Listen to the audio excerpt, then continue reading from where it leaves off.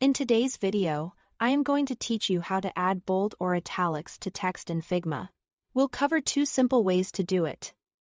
Quick keyboard shortcuts and the right sidebar controls, so you can choose the approach that fits your workflow. First, open your design in Figma and locate the text you want to style. Click once to select the entire text layer or double-click to enter text editing mode.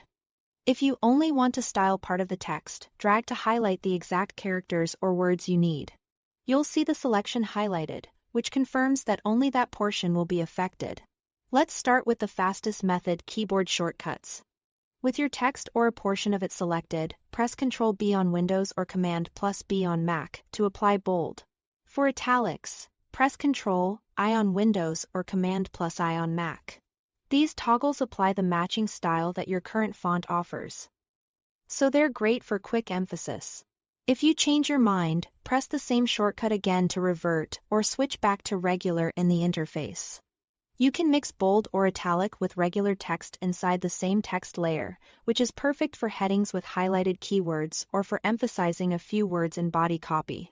If you prefer using the interface, select the text layer or highlight specific characters. Then look to the right sidebar and find the typography section.